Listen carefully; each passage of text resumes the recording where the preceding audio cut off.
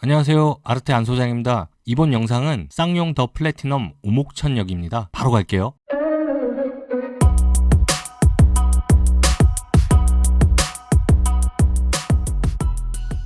보시는 사이트는 분양 사이트고요. 일반 사항들 빠르게 알아보고 갈게요. 주택 재개발 정비 사업이었네요. 총 930가구 중 일반 713가구, 규모는 지하 4층부터 최고 22층까지 되어 있네요. 10개 동입니다. 지하 4층이면 꽤 많이 들어가네요. 지하로. 2종 일반 주거지역의 비행안전 6구역입니다. 입지 환경입니다. 지금 현재 계획대지가 여기 있고요. 바로 붙어서 오목천역이 있습니다. 그리고 수원역은 이쪽에 위치되어 있는데 한 4km 좀 넘는 것 같아요. 효행지구가 바로 붙어 있네요. 효행지구랑은 같은 생활권으로 묶일 것 같습니다. 산업단지가 있습니다. 수원 델타플렉스.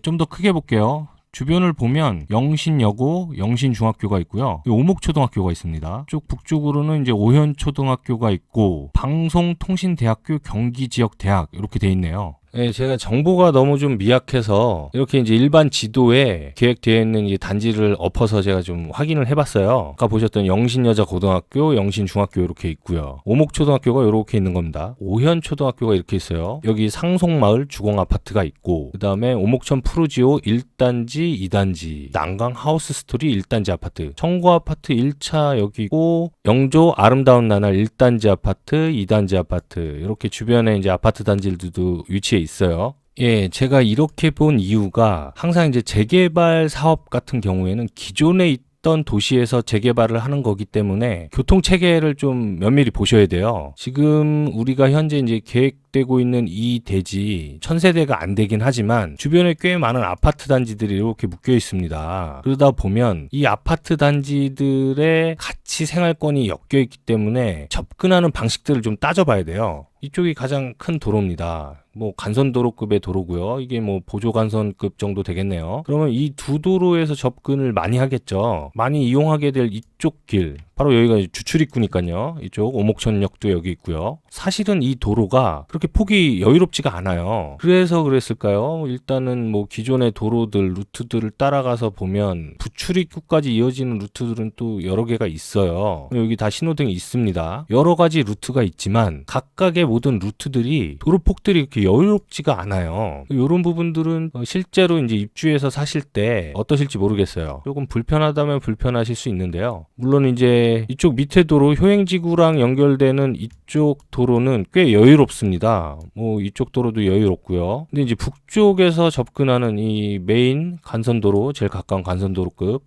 여기서 접근하는 루트들은 대부분 도로의 폭이 여유롭지가 않다는 거, 요거는 좀 알고 계셔야 될 것 같아요. 네, 배치도도 여기서 한번 바로 살펴볼게요. 여기 이렇게 빨간색으로 이렇게 테두리 쳐 있는 데가 바로 대지 경계선입니다. 근린생활시설하고는 이제 필지가 별도로 구획되어 있네요. 일단은 대지 형상이 비정형적입니다. 반듯하지가 않아서 배치하기가 조금 많이 난해했을 것 같아요. 단지의 밀도가 상당히 높아 보여요. 특히나 이제 이쪽 구역 같은 경우에는 실질적으로 이렇게 공간이 보이는 공간들이 좀 협소해 보입니다. 그러다 보니 지하로 내려가서도 지하 주차장 효율이 좀 나오지 않을 것 같아요. 그래서 이제 지하 4층까지 계획이 되어 있는 것 같습니다. 아마도.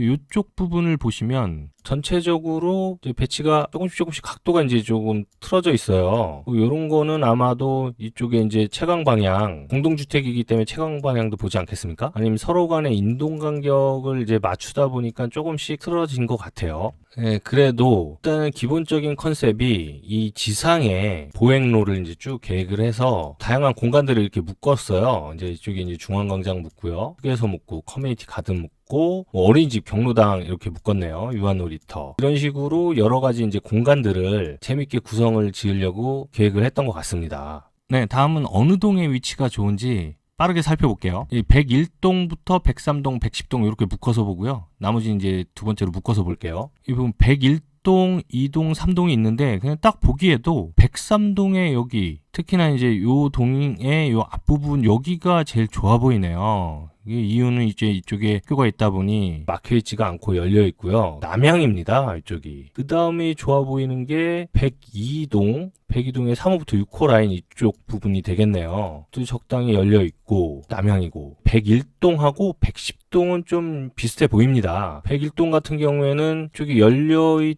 있지만 아파트 단지가 이제 바로 있으니까 그리 시원하게 열리진 않았을 것 같아요. 이쪽에 이제 인동 간격에 따른 이 공간 정도가 요 정도 나오는 것 같습니다. 네, 다음은 위쪽을 한번 볼게요. 위쪽은요, 글쎄요, 이쪽 부분이 아무래도 전체적으로 밀도도 높고 딱 좋아 보이는 동은 눈에 안 보이네요. 스텝 부분들이 나중에 어떻게 될지 조금 모르겠어요. 제가 볼 때는 이쪽도 재개발이 될 가능성이 좀 있어 보이네요. 여기 104동, 105동, 106동의 1, 2호 라인들, 여기가 좀 괜찮아 보일 것 같고요. 뒤쪽은 동간 거리도 그렇게 여유롭지 않고 107동, 108동, 109동을 보면 여기 날개 쪽에 탑상형 구조, 그러니까 이면 개방형 구조 평면을 이렇게 배치를 했는데요. 잘 모르겠습니다. 왜 이렇게 배치를 했는지. 이쪽에 어떤 조망점이 있나요? 조망축이 있다면 모르겠지만 현재 그냥 일감하게 여기 난강 하우스 스토리 1차 아파트가 딱 맞고 있습니다. 수인선 테마형 라인 공원이 있어서 저층부에서의 근경을 좀 고려를 했던 배치인가요? 잘 모르겠습니다. 여기 어떤지. 네, 지금 유형별로 배치를 살펴보니 이 아래쪽에는 이제 84랑 74 위주로 배치를 했고요. 위쪽은 59 타입 위주로 배치를 했네요. 밑에가 좀 공간이 여유가 있다 보니까 이쪽에 그렇게 배치를 한 것 같아요. 초역세권에 있는 101동의 5호 6호 라인, 59가 대세다 보니까 110동의 1, 2호 라인, 이거는 많이 가져가셨을 것 같아요. 74도 마찬가지입니다. 여기 1, 2호 라인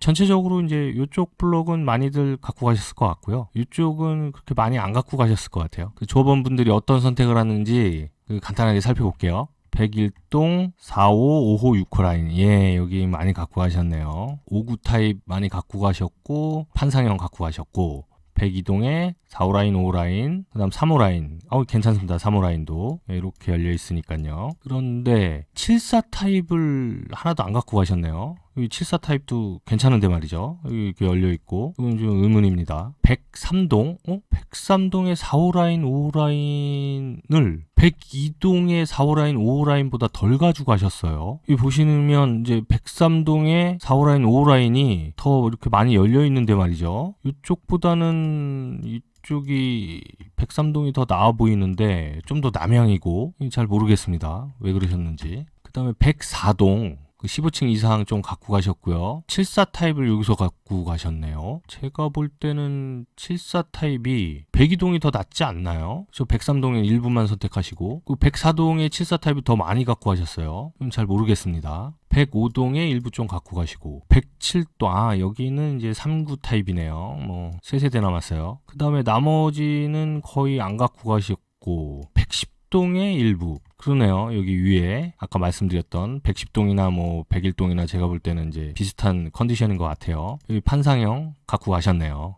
네, 다음은 단위 세대입니다. 3구는 건너뛰고 5구 타입부터 설명드릴게요.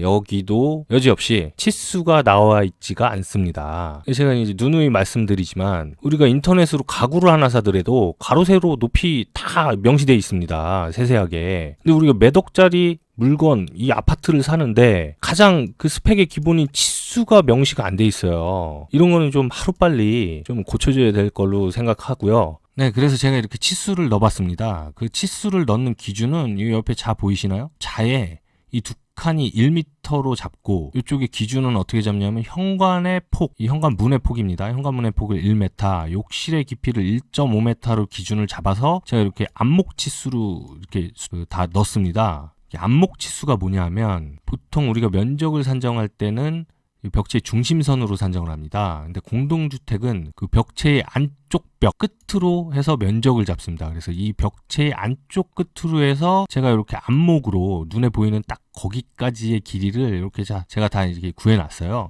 물론 이제 이 치수들은 정확하진 않습니다. 5구 A 타입 위치 한번 살펴볼게요. 104동부터 109동에 위치되어 있네요. 평면 한번 빠르게 읽어볼게요. 현관 들어오면 현관에서 복도 공간이 이렇게 있고요. 위쪽에 욕실 1, 그 다음에 침실 2, 3이 이렇게 묶여 있네요. 현관 옆에 보면 이제 팬트리 공간이 있어요. 이 팬트리 공간은 이제 주방 쪽이나 현관 쪽에서 이제 사용을 하게 될 것 같아요. 주방, 식당, 거실 이렇게 LDK 통합형으로 되어 있습니다. 그래서 주방에서 나가면 다용도실이 있고요. 세탁기가 한 요쯤에 위치될 것 같네요. 실외기실이 있고 거실에서 들어가면 여기가 안방이 있습니다. 안방 위에 전용 욕실 있고요. 밑에 발코니하고 대피 공간. 전형적인 탑상형 구조 평면입니다. 이 평면에서 특이점이라면 현관 옆에 이렇게 팬트리 공간이 있다는 거예요. 이거 꽤 괜찮죠. 요즘 설계 추세를 보면 현관에 대한 공간을 꽤 많이 이제 신경을 씁니다. 그거에 아주 부합하게 팬트리 공간을 딱 뒀어요. 굉장히 괜찮습니다. 이 침실 2, 3을 이렇게 묶었는데 여기 보시면 이제 유상 옵션에 이렇게 침실 2, 3에 대한 통합에 대한 그 옵션이 없어요. 이렇게 깔끔하게 이렇게 맞췄는데도 불구하고 말이죠. 이건 좀 많이 아쉽습니다. 그리고 희한한 게 좀 미스테리한 공간이 있어요. 뭐냐 하면 보시면 항상 이제 물 쓰는 공간들에 보면 설비 공간들이 항상 묶여 있습니다. 이 설비 배관들이 지나가는 공간이에요. 바닥 면적에서 제외됩니다. 욕실 1에도 이렇게 묶여 있고요. 욕실 2에도 이제 이쯤에 설비가 이제 위치하겠네요. 주방 쪽은 여기가 이제 있고, 그다음에 이제 세탁기 쓰는 설비 공간은 이렇게 돼 있는데 이건 뭔가요? 이 공간은 과연 뭘까요? 제가 이제 도면을 자세히 보면 어떨진 모르겠는데 이거는 뭐 제가 이것만 봐서는 알 수가 없지만 이 벽들이 구조벽이 아닌 것 같습니다. 이 두께가 얇은 게. 그래서 여기는 나중에 어떤 모습으로 과연 이 거주자들이 사용하게 될지 좀 미스테리합니다. 물론 이제 이거는 불법입니다. 이 공간을 사용하게 되면. 탑상형 평면에 맞게 깔끔하게 구성을 했고 거기에 플러스 현관 옆에 이렇게 팬트리 공간을 뒀다는 게 가장 큰 특징이겠네요. 치수 한번 볼게요. 안방 3.3m, 깊이는 이제 열자 3m 딱 나오고요. 거실은 3.9m, 깊이는 4.2m 정도 맞췄네요. 침실 2와 3은 각각 2.7m 맞췄습니다. 딱 전형적으로 5구 타입에 맞게 전체적으로 구성을 했습니다. 네, 다음은 5구 B 타입이고요. 위치 한번 살펴볼게요. 101동에 이렇게 위치되어 있고요. 110동, 104동, 105, 106, 108동 이렇게 위치되어 있네요. 판상형 구조고요. 뭐 워낙에 이제 익숙하시다 보니까 뭐 이것도 빠르게 한번 읽어볼게요. 현관이 있고요. 들어오자마자 이제 공용 욕실, 침실 2가 있고 거실이 있습니다. 주방 식당 있고요. 주방 식당에서 나가는 다용도실이 있고요. 침실 3 있고 안방 있네요. 안방 전용 욕실, 그 다음에 앞에 발코니 있고 실외기실이 있습니다. 근데 여기는 그 대피 공간이 아니고 이게 하향식 피난으로 되어 있는 것 같아요. 좀 섞여 있네요. 아까는 대피 공간이 있었는데. 치수 한번 살펴볼게요. 안방 3.3, 3.8. 요게 제가 치수를 잘못 잰 건지 몇 번을 다시 재도 이게 3.8이더라고요. 이미지가 조금 찌그러졌는지. 침실 2가 2.7m고요. 깊이는 이제 열자 나왔습니다. 침실 3도 2.7. 주방의 폭이 3.1입니다. 그런데 이 평면에서도 미스테리한 공간이 있습니다. 욕실 1의 설비는 이쪽이고 2의 설비는 이쪽입니다. 다용도실 여기 세탁기가 이렇게 들어가면 이 주방 쪽이랑 같이 쓰는 설비를 이쪽에 묶은 것 같아요. 한 요 정도면 충분히 해결될 설비 공간인데 이 정도를 다 넣은 거는 왜 그랬을까요? 이것도 조금 미스테리합니다. 그래서 이제 확대를 해서 봤더니 이쪽에 이만큼의 벽들이 구조벽이 아닌 것 같아요. 그러면 실질적으로 설비로 쓰이는 공간은 이 정도일 텐데 이 공간은 어떻게 되는 건가요? 물론 이 공간을 쓰게 되면은 이제 불법입니다. 네, 그 정도만 말씀드릴게요. 그래서 5구 A 타입과 B 타입을 한번 두 개를 놓고 비교를 해봤어요. 예, 보시는 바와 같이 기본형의 발코니의 면적을 제가 이제 계산을 해봤습니다. 발코니의 면적을 계산을 해봤더니 5구 A 타입, 이 흔히 이제 탑상형이라고 하죠. 이쪽이 면적이 1.95제곱미터가 조금 더 남는 것 같아요. 그러니까 좀 더 많은 거죠. 발코니 면적이. 한 0.6평 정도 되는 것 같아요. 그거만큼 얘가 좀 면적이 더 큰 건데, 이제 확장형 설계니까요. 평면을 살펴보니까, 현관 쪽에 이제 팬트리 공간, 요만큼이 좀 더 있고, 거실의 폭이 얘는 3.9, 일반적인 치수입니다. 근데 얘는 이제 3.8을 썼어요. 그래서 요거는 좀 모르겠습니다. 요 정도가 좀 더 유리하지 않나 싶어요. 탑상형이. 판상형 구조는 상품적으로 이제 많이 선호를 하고 하다 보니 이제 B타입에 좀 어드밴테이지를 준 것 같아요. 어드밴테이지를 주더라도 얘를 줄여서 어드밴테이지를 주는 건 좀 아닌 것 같고요. 보통은 이제 3.9를 맞추니까, 물론 이제 이 치수는 정확하진 않습니다. 만약에 저보고 이 둘 중에 하나를 고르라고 하면 저는 주저없이 요 B타입을 고를 것 같습니다. 일반적인 판상형 구조에 치수가 조금 뭔가 오류가 있을지도 모르겠지만 그 이유는 바로 이겁니다. A타입 같은 경우에 104동부터 109동까지의 이제 3호 라인, 여기는 이제 6호 라인이에요. 거기는 이제 괜찮아요. 여기 동조합을 해보면 거실 침실이 이제 이렇게 남서향이고 침실 두 개가 이렇게 남동향으로 위치되어 있어서 괜찮은데, 나머지 평면에서는 이 침실 2와 3이 북쪽으로 좀 돌아갔어요. 넘어갔죠. 이 향에 민감하시면 이런 부분들이 조금 불합리하지 않을까 생각이 들고요. 그러다 보니까 아무래도 판상형 쪽에 손을 들어주고 싶네요. 예, 74 타입이고요. 위치 한번 살펴볼게요. 102동, 3동, 46, 9동 이렇게 위치되어 있습니다. 빠르게 평면 읽어볼게요. 현관 있고요. 그다음 들어오면 공용 욕실 있습니다. 침실 2가 이렇게 있고요. 거실이랑 주방 식당이 있고, 주방 식당에서 이제 다용도실이 이렇게 묶여 있네요. 세탁기가 요 정도에 위치될 것 같아요. 침실 3이 이렇게 있고, 이 실외기 공간이 있네요. 그다음에 이제 이쪽 안방 들어오는 문을 따라 들어오면 안방 있고, 발코니, 대피 공간, 드레스룸 작게 돼 있고 파우더룸 이렇게 돼 있습니다. 치수를 살펴보면 3600, 4500, 3000 가장 일반적인 치수를 딱 썼습니다. 네, 괜찮습니다. 근데 이 깊이가 3200이에요. 3.2m.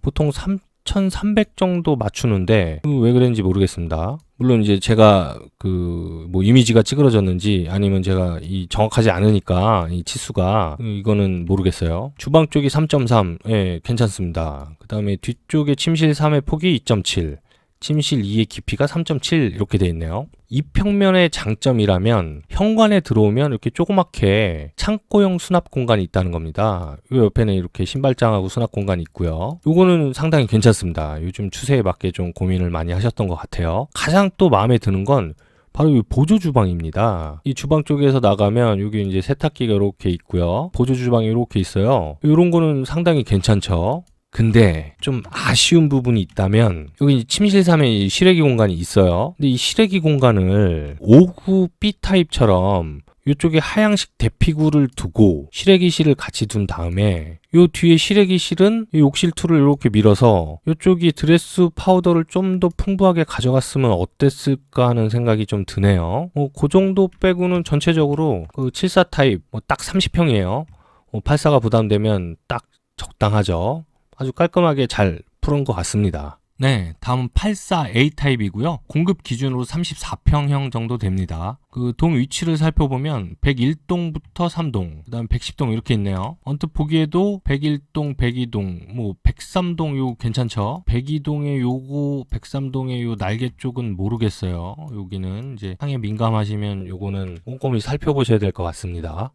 평면을 살펴볼게요. 현관을 들어오면 현관이 꽤 깊이감 있네요. 양쪽에 이렇게 수납을 뒀습니다. 욕실 1이 있고요. 공용 욕실. 그 다음에 침실 2, 3이 이렇게 묶여 있네요. 그리고 쭉 들어오면 주방, 식당, 거실, LDK 통합형으로 이렇게 묶여 있고요. 주방에서 나가면 다용도실이 이렇게 있습니다. 세탁기가 한 요 정도에 위치할 것 같아요. 그다음 실외기실이 있고 안방입니다. 파우더 드레스 묶여 있고요. 발코니, 대피 공간 이렇게 되어 있네요. 치수 한번 살펴볼게요. 안방이 폭이 3.9m, 깊이가 3.6, 12자 딱 나오네요. 거실의 폭이 4.6m입니다. 보통 4.5를 쓰는데 한 100 정도가 더 큰 것 같아요. 깊이는 4.9. 각 방은 침실 3이 2.7, 침실 2가 3m예요. 깊이는 3.7m입니다.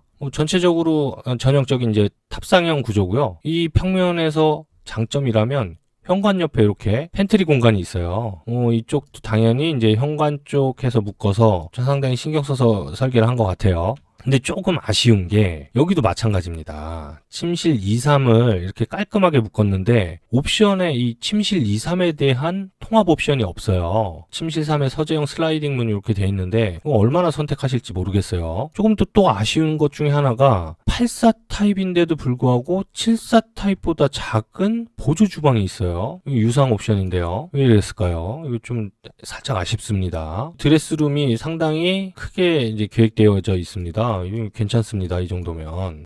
그리고 제가 이제 이 치수를 내다 보니까 74, 84는 욕실이 깊이가 1.5m가 아니고 1.6m를 쓴 것 같아요. 물론 이제 정확하진 않은데 제가 이제 5구 타입하고 비교를 해보니까 10cm가 좀 더 큽니다. 이런 것도 상당히 괜찮다 그러면 괜찮나요? 이거는 좀 잘 모르겠어요. 어떨지 이 면적을 어떻게 활용을 하는 게 더 나을지는 전 잘 모르겠습니다. 네, 다음은 84B 타입입니다. 조합원분들이 가장 많은 선택을 하셨던 타입이고요. 위치 한번 살펴볼게요. 101 1동, 2동, 3동. 아이 뭐 3동 위치 좋습니다. 뭐 2동도 좋고요. 110동 이렇게 위치되어 있네요. 평면 빠르게 볼게요. 현관을 들어오면 현관이 84 A타입보다 깊이감이 더 있어 보입니다. 이따가 한번 비교를 해볼게요. 공용 욕실 있고요. 침실 2가 있고 그 다음에 이제 들어오면 이제 거실, 주방식당, 그 다음에 다용도실이 있네요. 여기 세탁기가 한 요 정도에 위치할 것 같아요. 그 다음 침실 3이 있고 침실 옆에 실외기실이 있네요. 안방이 있고 발코니 1에 대피공간, 드레스 파우더, 그 다음 전용 욕실이 이렇게 돼 있네요. 치수 한번 볼게요. 3.9m, 4.5m, 3m. 전형적인 3베이 치수예요. 깊이는 12자 딱 나왔고 이쪽 침실 깊이는 3m. 폭이 2.7m입니다. 그 다음 요거는 이제 치수를 제가 뭐 정확히 물론 뭐 50단위가 이제 MC 기준이긴 해요. 이제 바뀌어서 옛날에 바뀌었죠. 3.5m예요. 침실 2 깊이가 4.3m입니다. 전형적인 판상형 3베이의 평면이고요. 장점이라면 현관에 들어왔을 때 창고용 수납 공간이 이렇게 조그맣게 있습니다. 좀 많이 이제 협소해 보이긴 하지만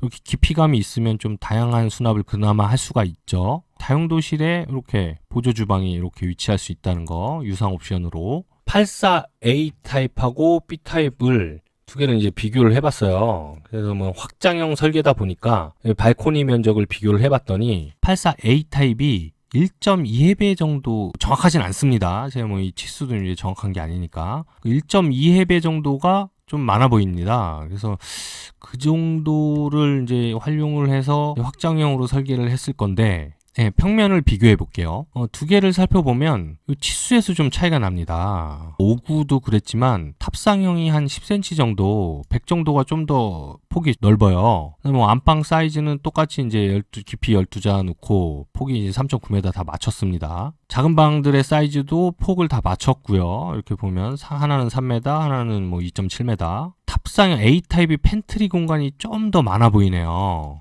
이 판상형은 이 깊이감이 더 있습니다. 이 길이가 좀 더 길어요. 글쎄요, 요거는 조금 아쉽네요. 굳이 뭐 이렇게 길게까지 할 필요가 있었나 모르겠어요. 이 정도는 잘라서 차라리 이 팬트리 쪽 공간을 좀 더 크게 줬으면 어땠을까 하는 생각이 드네요. 좀 아쉽습니다, 요거는. 그리고 이제 다용도실 쪽에 보조 주방 옵션으로 되어 있는 거는 84A는 600에 600 정도 아니면 700에 700 정도 준 것 같아요. 여기는 이제 한 600에 한 1500 정도, 1200 요 사이 왔다 갔다 하겠네요. 이 정도로 이제 돼 있네요. 요거는 이제 B타입이 좀 더 좋아 보입니다. 저보고 이제 둘 중에 하나를 고르라고 하면 주저없이 망설이지 않고 그냥 이 B타입을 고를 것 같아요. 일단은 뭐 가장 일반적이고 가장 편안한 평면에 이 마통풍이 된다는 거가 상당한 장점 아니겠습니까? 판상형에는. 근데 이제 A타입 이 탑상형에서는 이 판상형의 이 인기를 이길 만한 어떤 매력적인 포인트들이 그렇게 많이 보이지가 않는 것 같아요. 그래서 아무래도 조합원 분들도 B타입, 84P타입을 가장 많이 선택하셨던 것 같습니다. 네, 쌍용 더 플래티넘 오목천역은요. 오목천역의 초역세권 하나만으로도 충분히 매력적이고요. 그리고 이제 나중에 효행지구가 가시화가 되면 같은 생활권으로서 어떠한 시너지를 낼지는 참 기대가 되긴 합니다. 땅의 모양이 이제 비정형적이라 일부 좀 밀도가 높은 부분도 있고 하지만 이 설계하셨던 분이 상당히 고민 많이 하시고 그 주어진 조건에서 최고의 퍼포먼스를 내서 설계를 하신 것 같아요. 예, 오늘은 여기까지고요. 어떻게 도움이 되셨나 모르겠네요. 도움이 되셨다면 좋아요와 구독하기 부탁드리고요. 저는 다음 영상에서 뵙겠습니다.